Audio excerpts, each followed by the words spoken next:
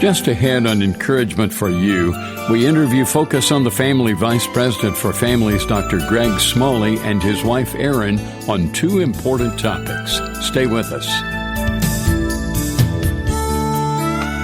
Welcome to the Encouragement for You podcast, brought to you by Encouragement Communications.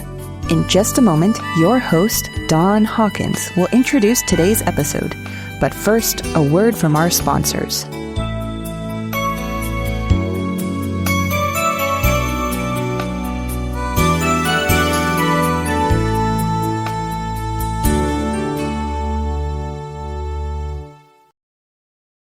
Health insurance rates in America are surging, leaving millions without affordable options. But Christians don't need to waste money on a broken system. Christian Healthcare Ministries is an alternative to health insurance at half the cost. With CHM, fellow believers contribute monthly to help pay each other's medical bills while lifting one another up in prayer. It's financial and spiritual support when you need it most. Join CHM today by visiting chministries.org/wellness. That's chministries.org/wellness.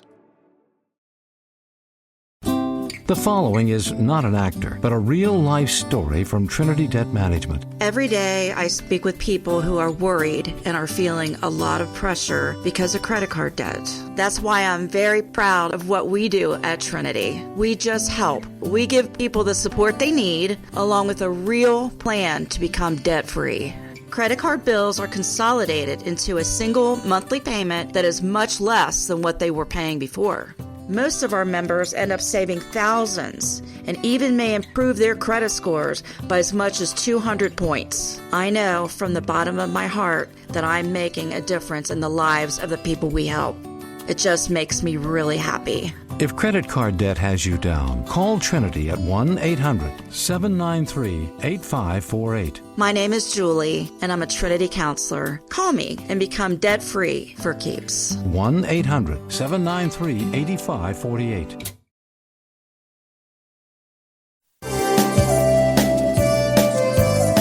For many couples, adoption may be the only way to grow their family. For others, it represents another option. From their own experience adopting their daughter, Dr. Greg and Erin Smalley discuss adoption with host Don Hawkins. Life has been busy for all of us, and I know it's been busy for you guys. You have some great news to tell us about. Well, we've been literally waiting for this moment to happen now for over 1 year. And that is to know that we have been officially matched with our little girl, Annie, who is in Beijing, China. She's 2.5, and she's going to come to live with us in 4 to 6 months. Guys, congratulations. Erin, this has to be a very exciting piece of news that you guys have.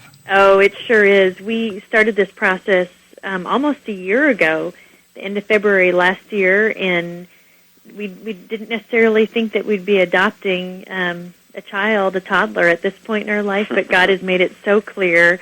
He's been so good to us in that way that He has very much revealed and confirmed and reconfirmed, and I think he knew we needed to know those things. Well, tell us, Greg, about the rest of the family and how little Annie is going to be integrated into the rest of the Smalleys. Yeah, you know, what's cool about the story is that just the Reader's Digest version is that 5 years ago, Erin and I were speaking at a Christian camp, family camp, and so we sent the couples off, kind of have just some real directed prayer time to see what God's revealing in your life. You know, what is He directing you? What are you guys dreaming about? Yeah. And we really felt, as Erin and I went off and did that, we felt that He was calling us to adopt, and so as we got talking and really said this, yeah, we agree, and we ended up deciding that we wanted to adopt from China, a little girl, and we went ahead and named her so we could pray for her by name. And so we named her after Erin's mom, Rosalie Antoinette. We were going to name her Antoinette Rose and call her Annie. And so we've been praying off and on for the last 5 years, and what's neat about it is that we found out about this child through a good friend who told us about this little girl he met at this orphanage, loved her, thought she was cool, neatest thing, And we prayed for her because she needed some surgeries, and then Erin saw in an email correspondence between this guy and the orphanage director that this little girl's name was Annie. And so that's literally how we came to know her, was from her name. Did you think it ironic, Erin, that you're familiar with the cartoon character Little Orphan Annie? Yeah. We hear that all the time. Thought you probably did, yeah. I know. Yes. But the truth is, Don, is during that time I had prayed specifically for the Lord to drop a baby on our porch if we were supposed to adopt. And he did. And so I just, to all the listeners, be careful what you pray for. Yeah, but never, I tell you, never in a million years did we think that we would be connected with this girl through a name. I mean, that's really what it was. And it's given us a different perspective on, all the names that God has, the names that we have, our meaning, the meanings of our name. Yeah. And just how amazing it is. She, at this orphanage, some people were in volunteering and got to name her, and they took a couple days to kind of pray through, God, what name should we give to this child? And so whoever did this gave her the name Annie, and that's how we ultimately were connected. Wow. Cool. I mean, such a small, simple thing that you would never think about was really what led us together. But, it's just amazing how God delights. I think of Zechariah 4:10. It says, who has despised the day of small things? And, here's a small thing, a small baby named in China with the same name that her parents here in the States want her to have. And, again, the connection, Erin, with your mom, who went to be with the Lord some time ago. In fact, we talked about that on the air significantly. Yeah. Now, how are the brothers and sisters going to, how are they responding? I said all of that to say that this became such an amazing prayer experience for our family that we just decided as a family, the only way this is going to work is if we pray this little girl into our home. Yeah. And they have been so on board at every step of the way. We told them that, if ever you guys are concerned about something or having second thoughts, you're part of our team, and tell us. If it feels like a loss for you, let's step back and we'll pray that through. Yeah. And so I think that they're all so thrilled. As a matter of fact, we were talking just before we came on the radio about Taylor, our oldest daughter. She's almost 16. Her role, I had never even heard this. Where was I? Literally, before you called us, we're just sitting on the couch talking to our daughter, Taylor, who's 16. In 3rd and 4th grade, she was in a small group, and she has always been very passionate about adoption.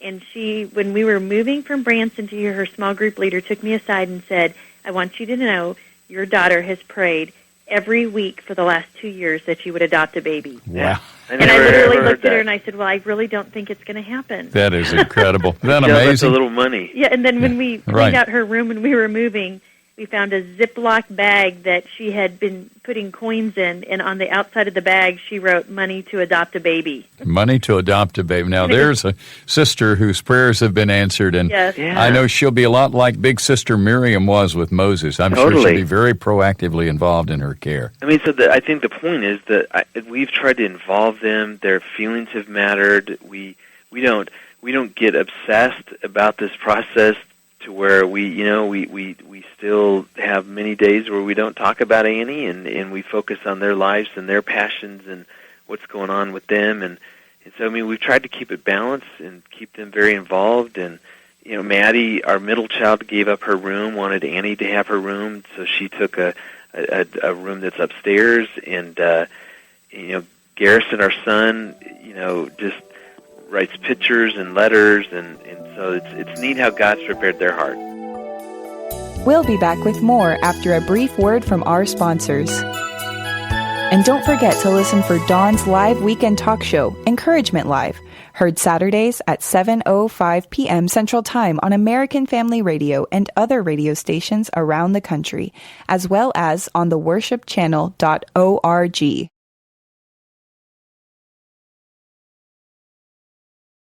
Health insurance rates are surging in America, leaving millions without affordable options. If you're sick of having paychecks eaten up by healthcare costs or dealing with mega corporations, then listen to this.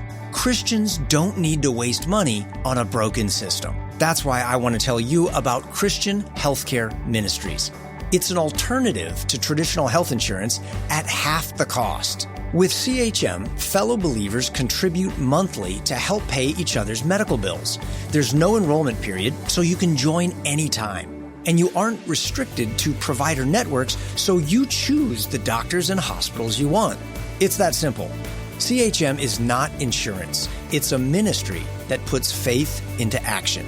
Feel the difference of financial support and biblical care from fellow believers. Join CHM today by visiting chministries.org/wellness. That's chministries.org/wellness.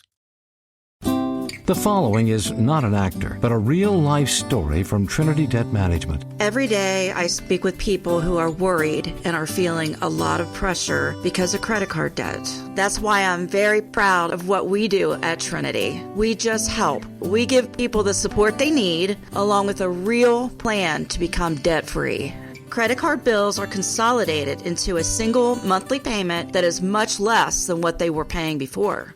Most of our members end up saving thousands and even may improve their credit scores by as much as 200 points. I know from the bottom of my heart that I'm making a difference in the lives of the people we help. It just makes me really happy. If credit card debt has you down, call Trinity at 1-800-793-8548. My name is Julie, and I'm a Trinity counselor. Call me and become debt-free for keeps. 1-800-793-8548.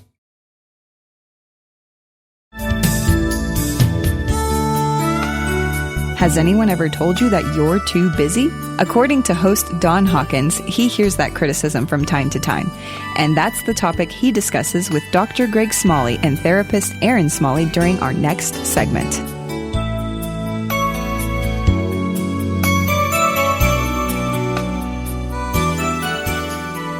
Now, we're going to talk a little bit about this whole area of the busyness and staying connected relationally in a busy world.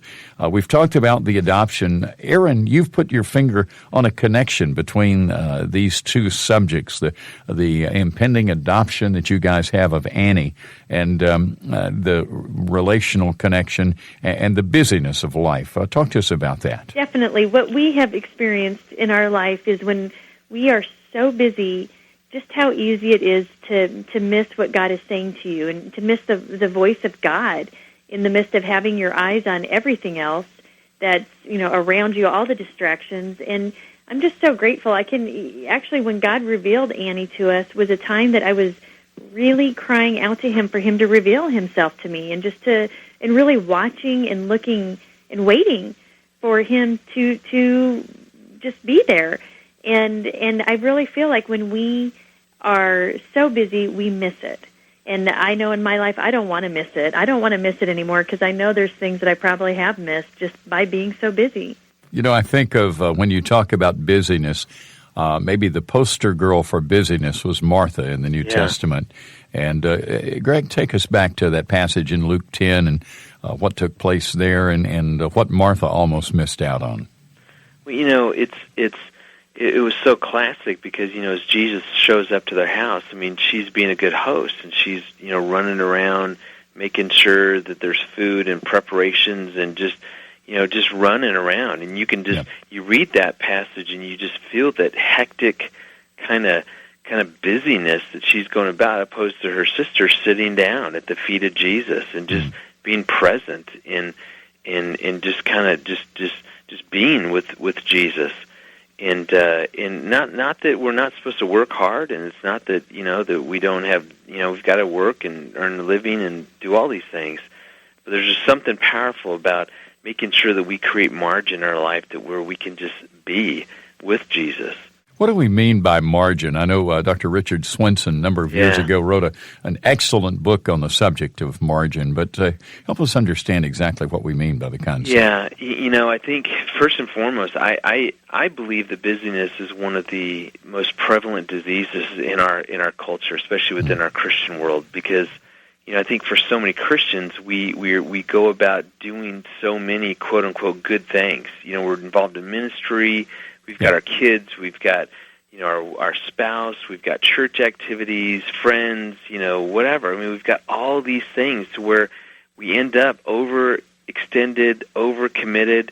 They say that about 70% of all U.S. marriages, both people work full time. Yeah. And so we've got all this, and then you add in sort of this hectic pace, to get all this stuff done, and we've got to run at this feverishly high, hectic pace. And sadly, all that has a huge consequence. And really, one of the best analogies for this consequence is what Erin and I learned when we were over in China, because they have. It's cool in the Mandarin language. There's two characters that make up for the word busy. It's really interesting. Yeah, and actually, what we found out was the two characters are heart and death equal busyness. Wow. And that's really what happens when you are so frantically busy and running at this hectic pace. It's almost like our hearts just die, and it shuts down. And God made us with hearts and brains, and both, and we need both to truly function that full life. And so many times we just go into overdrive and get into the thinking through life instead of feeling through life, and I think it just takes so much flavor out of what God desires. He wants us to live full, abundant lives. And Don, that's what we think is so key, because everybody hears about all the physical health kind of problems, associated with busyness, the stress and the fatigue and burnout and anxiety, depression, and all the health problems. But yet, that's what no one talks about is the impact that this busyness has upon your heart. And it does shut you down. And God can't work through us. That's what He wants on this earth. He wants to work and love through us. And we get in the way. And we get in the way because we allow things to shut our hearts down. I'm so convinced that the evil one, he knows that Christians, that he can't keep us from reading the Bible. He's not going to keep us from going to church. He's not going to keep us from connecting to the Lord. So what does he do? I think what he does is he keeps us busy. He keeps us so distracted with all these other things, with the media and with TV and with just life, work, and busyness and running kids and doing all these things. And now we have Twitter and Facebook and PDAs. I think, too, another impact that it has on us negatively is our relationships, our marital relationship, our relationship with our kids, and our relationship with the Lord. And I've been reading about all this attachment stuff for the adoption, and one thing that they say that helps connect you with a child that you've adopted or your husband, your children, is eye contact. And over the last week, I have been so convicted over the times that I'm spending texting on the computer, busy, when my husband is talking to me, when Greg's talking to me, when one of the kids is talking to me. Especially when you're driving. Yeah. Well, that's frightening. Instead of giving them eye contact, I'm focusing my eyes on something else. The way that Erin, when there's something that she wants to really talk to me about, one of the things that I really appreciate what she does is oftentimes she'll go shoulder to shoulder with me, and you may be going, what in the world is he talking about? And I think that for guys, literally when for a lot of times females, when you sit down and have a deep conversation, you kind of look across the table at each other, you're kind of staring at each other. Yeah. And I don't always think that's the best with a guy. I think guys love it when we do something together, when we go shoulder to shoulder, when we take a walk, when we take a drive. And so I would encourage you, think of something that you could do with your husband where you're maybe a little bit active, you're, shoulder to shoulder, and start just talking and just saying, hey, here's kind of what I've been seeing, and I love you, and praise him, encourage him, and then ask him if he would want to talk about what's been going on spiritually or just some things like that. But I think you're more likely to get guys to open up when we're doing something together. We have been talking about staying connected relationally in a busy world. Greg, Erin, you guys have some practical tips for us that can help us with that. Yeah, absolutely. One of the things that I think is so critical if you're going to stay connected, you've got to have frequent contact with your spouse throughout the day, with your significant other throughout the day. And the way that Erin and I do this, we try, every day that we do these brief phone calls, we'll do little text messages, small little emails, is a way to connect, is even a way to flirt with one another. And I think what it does, it communicates that you're thinking about one another. But what I like about it, especially as a guy, is that it's easy for me to kind of compartmentalize and silo. I'm thinking about work, and I'm doing work, and then I've got family. I worry about them later. And that's the worst thing that I can do. And I've got to make myself throughout the day make sure that I've allowed room to be thinking about my family. And that's why this frequent contact, I'm done with a meeting. I might jump on the phone with Erin for 30 seconds to say, hey, how you doing? What are you doing? Okay, bye. Talk to you later. And we do that constantly throughout the day. Great idea. I just sent Kathy a text while you were saying. You're flirting with her. Of course, that was the one that I was going to talk about, and Greg just took mine. Well, he stole yours. Okay, I bet you have another one that's just as good. Sure. You know what? One that we always focus on I would say almost anything when it comes to marriage, is have fun together. Oh, yes. And, just making sure that you're taking time to do something silly, do something together that is going to lead to laughter. Maybe it's playing a sport together, golfing together. Hopefully it's laughter that leads to, and not complete frustration. I know sometimes when I golf it's frustrating. But just doing things together, walking together, talking together when you walk, exercising together, just something that's lighthearted and fun. And here's another one, Don. Greg, okay. I want everybody to think of a bookshelf to where they have these two bookends, okay, holding up the rest of the books. Okay. The research shows that one of the most important times in a marriage is how you say goodbye in the morning and how you say goodnight before you go to bed. And so many people don't even pay attention to that. But we need to give eye contact, need to say goodbye to my wife, need to kiss her, need to encourage her, pray with her. And then before we go to bed, the last thing that Erin and I do is we hold hands and we pray together. Yeah. And so, bookend this thing. Make sure that you leave well in the morning and that you go to sleep and say goodnight well. Those are great recommendations, very strategic, very important. Erin, you have one more for us. As we support having fun together, and women will appreciate this one, is to also do household tasks together. So often you get home from work, you've had a long day, and then there's dinner to be made, kids to be bathed, homework to be done, just laundry to be folded and put away. Do it together. Come together and take time to talk about what your day was like before you came home. We'll alliterate that one. Call it Tackle Tasks Together. There you go. All right. Let's go back to the phones. Lorette is listening in Texas. Good to hear from you, Lorette. Go ahead. How are y'all doing? Very well. You had a question about adoption, I believe. I did. My little girl is she's from Nanchang, China. Oh. And we adopted her probably, she's 6 now, so it's been about 5 years ago. Wow. And she's just, she's a neat little girl. She's really precious. Neat. But one thing I worry about, and I'm not extremely worried. I've just been kind of watching it over the years that we've had her. When we received her, she bonded to my wife. I had a beard, I had lots of facial hair, and she just didn't think I looked right. I don't know what it was, but wow. She really didn't want to have a whole lot to do with me. Now she wants to have. She's turned into daddy's girl, and that's good. But what I've seen throughout the years is it's like she has like an attachment, or not really an attachment, but whenever her mother gets out of her sight, whether I'm there or whether I'm not, she's like she's not frantic, but she feels that she has to be right with her. Yeah, it has some separation anxiety, sounds like. Yeah, let's get some feedback from Greg and Erin. Couple of minutes, guys. I'm reading a great book right now, and I don't have the author, but it's called The Connected Child.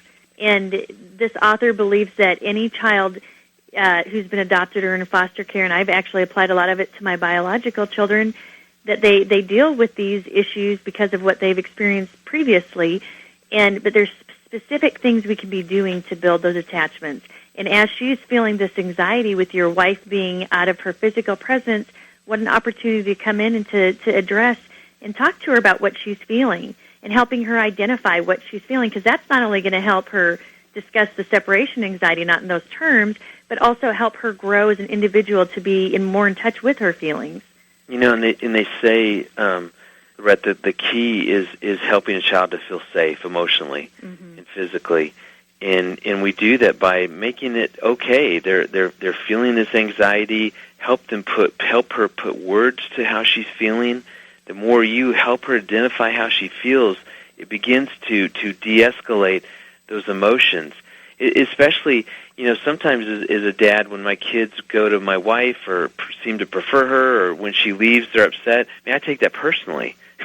I'm like, well, what's wrong with me? Yeah. So even being aware of your own emotions is so that you can create this safe place for her to deal with that anxiety.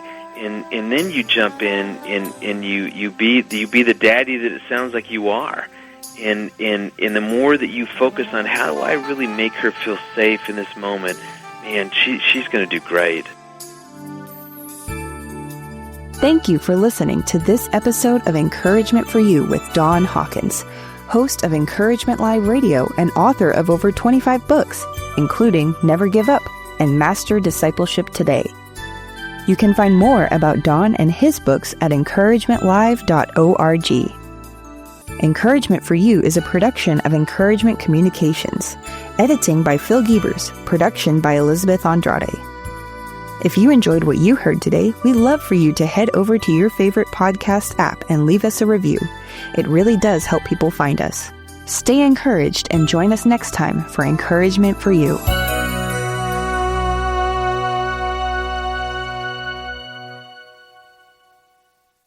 Hi, I'm Beckett Cook, host of The Beckett Cook Show. I lived as a gay man in Hollywood for many, many years until I had a radical encounter with Jesus 13 years ago. Since then, I've gotten my master's degree in seminary and published a book called A Change of Affection. On my podcast, The Beckett Cook Show, I sit down with fascinating Christian scholars and thinkers to address the lies of the culture and bring the biblical truth to bear on those lies. To start listening now, go to lifeaudio.com or search for The Beckett Cook Show on your favorite podcasting platform.